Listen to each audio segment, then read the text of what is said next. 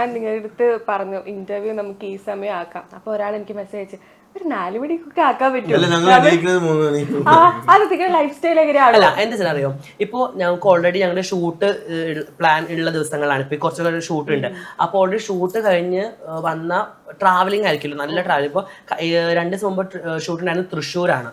തൃശ്ശൂരിന് ട്രെയിനിൽ പോകുന്ന കൊച്ചി ടു തൃശ്ശൂർ പോയി അവിടുത്തെ പരിപാടി എല്ലാം കഴിഞ്ഞ് ഔട്ട്ഡോർ ഷൂട്ടായിരുന്നു. അപ്പൊ അത്ര നേരം ഷൂട്ട് മേക്കപ്പ് ഇട്ട് കഴിഞ്ഞ് രാത്രി വീട്ടിലെത്തി കഴിഞ്ഞാൽ പിന്നെ ഫുഡ് കഴിച്ച് അങ്ങനെ കിടന്ന് ഉറങ്ങി പിന്നെ ഉച്ചക്ക് എണീക്കുള്ളൂ. അപ്പൊ അതുകൊണ്ടാണ് അന്ന് അങ്ങനെ പറഞ്ഞത്. പിന്നെ ഇവൻ ലൈവില് സ്ട്രീമിങ് ഇരിക്കുന്നുണ്ട് ടിക്ടോക്കില്. അപ്പൊ അങ്ങനെയൊക്കെ. ഈ ഡ്രസ്സിന്റെ കാര്യം പറഞ്ഞു, എല്ലാ പെൺകുട്ടികളും മൊത്തം ഇപ്പൊ ജാസിന്റെ ഇതില് ഫോളോ ചെയ്യുന്നത് ജാസിയുടെ സൗന്ദര്യ രഹസ്യം എന്താണ്, എങ്ങനെയാണ് ഈ സ്കിൻ ഇത്ര ഗ്ലോ ചെയ്തിരിക്കുന്നത്, പുതിയ പുതിയ ഡ്രസ്സ് എന്താണ്, ഒരു ഇൻസ്പിറേഷൻ ആയിട്ട് തോന്നുന്നുണ്ടോ? അല്ല എനിക്കങ്ങനല്ല. എനിക്ക് പേഴ്സണലി ഒരുപാട് ലേഡീസിന്റെ മെസ്സേജ് വരും, ഒരുപാട് ആൾക്കാർ. ചില ആൾക്കാർ വിചാരിക്കും ഞാൻ എനിക്ക് പേഴ്സണലി അയക്കുന്ന മെസ്സേജ് ഞാൻ നോക്കാറില്ലെന്ന്.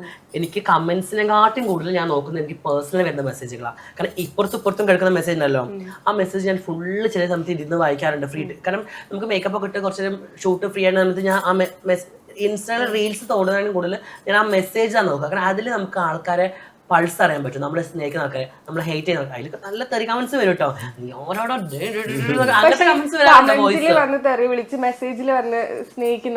അങ്ങനെയുണ്ട്. അല്ല അത് എനിക്ക് മെസ്സേജിലൂടെ തന്നെ പറയും. കാരണം കുറേ മെസ്സേജ് ഉണ്ടാവും. അപ്പൊ ഞാനിങ്ങനെ ആദ്യമൊക്കെ നോക്കുമ്പോ ഉണ്ടാവും ഇങ്ങനെ ഫുൾ തെറികളായിരിക്കും. അവസാനത്തുമ്പോ എന്തൊക്കെ പറഞ്ഞാലും ജാസി സൂപ്പർ ആട്ടോ, ഇഷ്ടാട്ടോ. അങ്ങനെ പിന്നെ നേരെ ഓപ്പോസിറ്റ് ഉണ്ടാവാറുണ്ട്. ഫസ്റ്റ് ഒക്കെ ജാസിത്ത എനിക്ക് ഭയങ്കര ഇഷ്ടമാണ്, പ്ലീസ് റിപ്ലൈ മീ.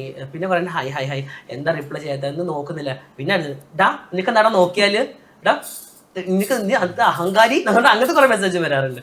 പിന്നെ ലേഡീസ് പറഞ്ഞപ്പോ ലേഡീസ് കുറേ പറഞ്ഞ കമന്റ്സ് വരുന്നത് കോസ്റ്റ്യൂമാണ്. എവിടുന്നാ ഇതൊക്കെ എടുക്കുന്നത്, ഏത് ഷോപ്പിൽ പോയിട്ടാണ് എടുക്കുന്നത്, എവിടുന്നാ കളക്ഷൻ കിട്ടുന്നത്, ഈ കമ്മൽ എവിടുന്നാ, മാല എവിടുന്നാ, വള എവിടുന്നാ ഒക്കെ ചോദിക്കാറുണ്ട്. ഞാൻ പൊതുവെ എവിടെയെങ്കിലൊക്കെ ട്രാവൽ ചെയ്യുന്ന സമയത്ത് ഇങ്ങനെ പോകണം, ഇപ്പോൾ ഒരു ഷോപ്പിൽ ഫ്രണ്ടിൽ പോകുകയാണെങ്കിൽ ആ ചുരിദാർ ഇഷ്ടമായി ഞാൻ അവിടെ ഇറങ്ങി അത് വാങ്ങും. എനിക്കത് പിന്നെ രണ്ടാമതൊന്നും ആലോചിക്കില്ല ഞാൻ. എനിക്ക് ആ ചുരിദാർ ഇഷ്ടമായോ ഞാൻ വാങ്ങും. ഒരുപാട് കോസ്റ്റ്ലി അല്ലെങ്കിൽ പോലും നല്ല ചുരിദാറൊക്കെ ഉണ്ടെങ്കിൽ ഞാൻ വാങ്ങാറുണ്ട്. പിന്നെ കുറേയൊക്കെ എനിക്ക് എന്നെ ഇഷ്ടപ്പെടുന്ന കുറേ ആൾക്കാർ എനിക്ക്, കാരണം എനിക്ക് അവർക്ക് അറിയാം ഞാൻ നല്ല ചുരിദാർ ഇഷ്ടപ്പെടുന്ന ആളാണ്. അപ്പോൾ എവിടെയെങ്കിലും അവർ പോയി വരും, പുറത്തൊക്കെ എവിടെയെങ്കിലും പോയി വരുന്ന സമയത്ത് ജാസ്തി ഇവിടെ നല്ല ഡ്രസ്സ് ഉണ്ട്, റേറ്റ് കുറവാണോ നിനക്ക് എടുക്കട്ടെ എന്ന് പറയുമ്പോൾ എനിക്ക് അവർ ഫോട്ടോ അയച്ചും കളർ നോക്കി ഞാൻ സെലക്ട് ചെയ്യും. ഇതിപ്പോൾ എൻ്റെ ഫ്രണ്ട് കരീഷ്മ അടുത്ത് തിരുപ്പതി പോയപ്പോൾ അവള് കൊണ്ടുവന്ന കുപ്പിവളകളാണ്. എനിക്ക് ഇങ്ങനെയൊക്കെയുള്ള കുറെ ഗിഫ്റ്റ് കിട്ടും. ആഷി ബാഗ് ദുബായ് സമയത്ത് നല്ല ബാഗുകളൊക്കെ വാങ്ങിച്ചു തരുന്നു. ആഷി എനിക്കൊരു ബാഗ് വാങ്ങിച്ചിട്ടുണ്ട്, നല്ല വലിയ. ആശി ഗിഫ്റ്റ് ആശിയ തരാറ്, സർപ്രൈസുകളോ? ആശി.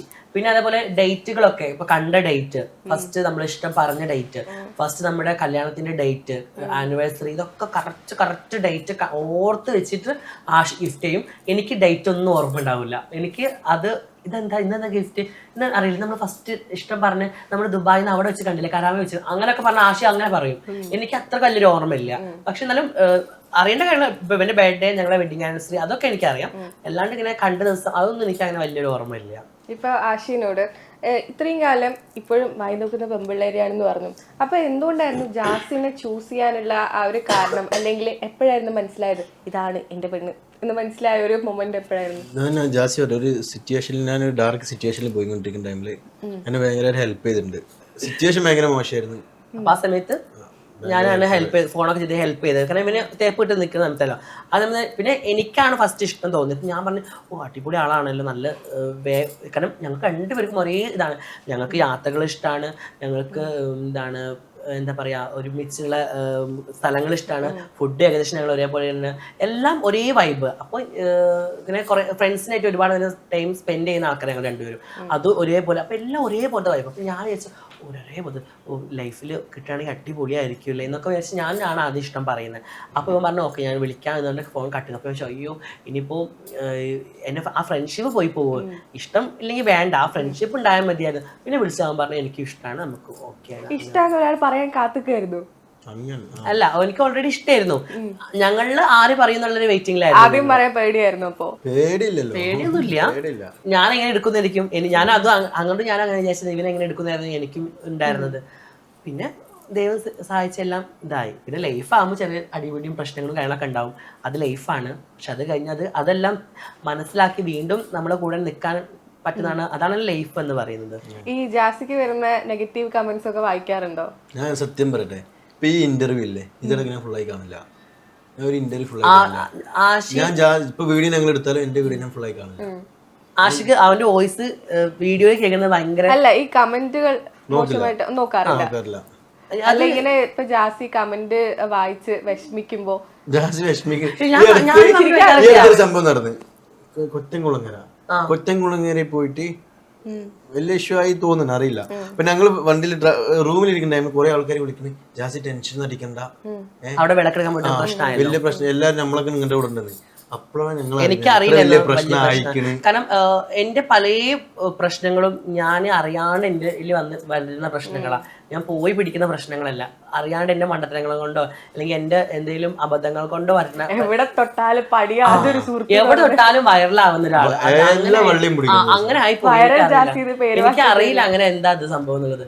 അപ്പൊ എനിക്ക് പേഴ്സണലി ഞാൻ പോയി പിടിക്കുന്ന പ്രശ്നങ്ങളല്ല അതൊന്നും, ഒക്കെ ഇങ്ങനെ വഴിയെ വരുന്ന പ്രശ്നങ്ങളാണ്. പക്ഷെ എനിക്ക് ഇഷ്ടമാണ്, ഇനിയും പോകും കുറ്റങ്ങളെ വിളക്കെടുത്ത്.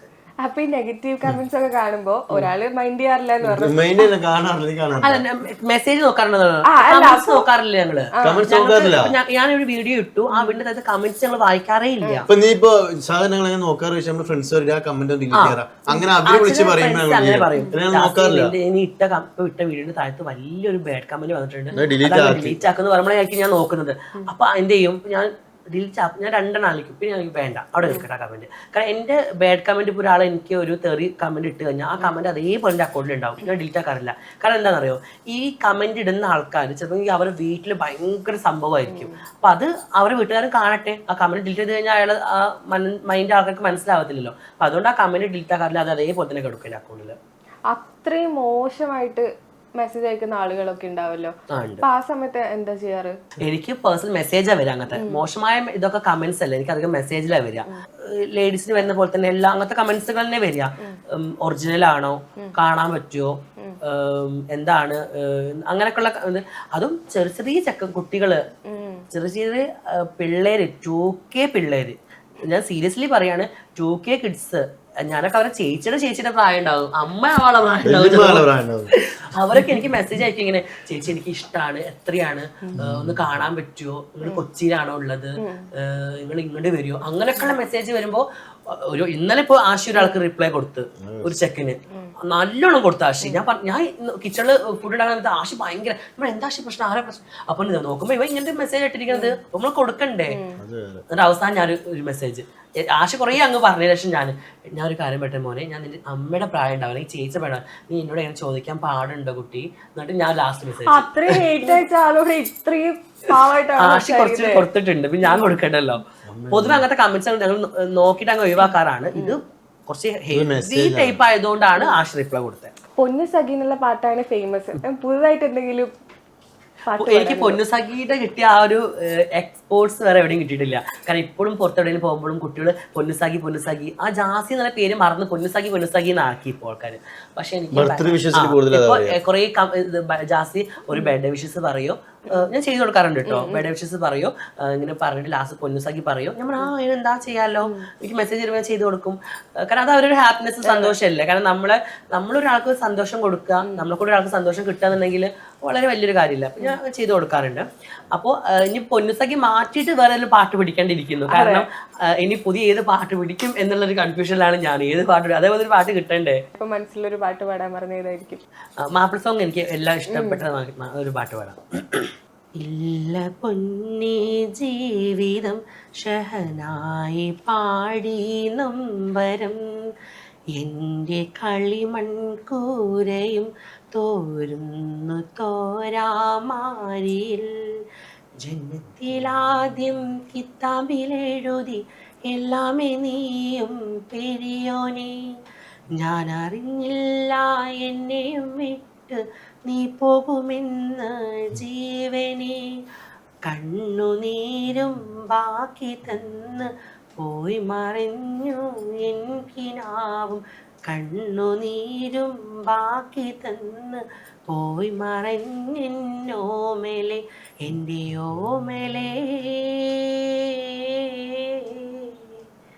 റബ്ബിയാ മന്നാൻ തുബ്തു യാ റഹ്മാൻ സാലൈനൈനി തുബ്തു യാ റഹ്മാൻ അസ്ഹലു ഫീ കുല്ലി ലൈ അൻഹശു ഫീ കുല്ലി ഹാലി അൻത ഐനാ യാ ഹബീബി അൻത യാ മൗലായ. ഭയങ്കര ഒരു ഉള്ളിലേക്കുന്ന ഒരു പാട്ടാ. മനസ്സിലെ വിഷമം എനിക്ക് ഇഷ്ടപ്പെട്ട പാട്ടാ. എനിക്ക് വിഷമം വരുന്ന സമയത്ത് ഞാൻ കേൾക്കുന്ന പാട്ടാ. ആ പാട്ട് കേട്ടിട്ട് അങ്ങനെ കരയുന്നു. പാട്ട് ഓഫ് ആകുമ്പോ വീണ്ടും കേട്ട് കരയും. മറ്റേ സ്പോട്ടിഫൈയിലൊക്കെ പറയുന്ന പോലെയാണോ, വിഷമം വരുമ്പോ ഞാൻ ഒരു പാട്ട് കേൾക്കും, പക്ഷെ അതിനിടയിൽ പരസ്യം കയറി വരും. അല്ല, കുറെ പാട്ടുകളുണ്ട്. ഇപ്പൊ ഞങ്ങളുടെ ലൈഫിൽ ഇൻസ്പയർ ചെയ്ത, ഞങ്ങളുടെ ലൈഫിൽ ഇഷ്ടപ്പെടുന്ന കുറെ പാട്ടുകളുണ്ട്. അടുത്തൊരു പാട്ടാണ് കണ്ണീർപ്പാടം, സഖാവിന്റെ പാട്ട്, അതേപോലെ ഞങ്ങളെ വാവാമുല്ല സജീർ ഖാന്റെ വാവാമുല്ല സോങ്, ഇതൊക്കെ ഞങ്ങളുടെ ലൈഫിൽ. പിന്നെ അതേപോലെ ഓ നിനപ്പ് നെഞ്ചുക്കൾ നീ വരും, ആ പാട്ടും തമിഴ് സോങ് ഒക്കെ ഞങ്ങളുടെ ഫേവറേറ്റ് സോങ് ലിസ്റ്റിൽ പെട്ട പാട്ടുകളാണ്.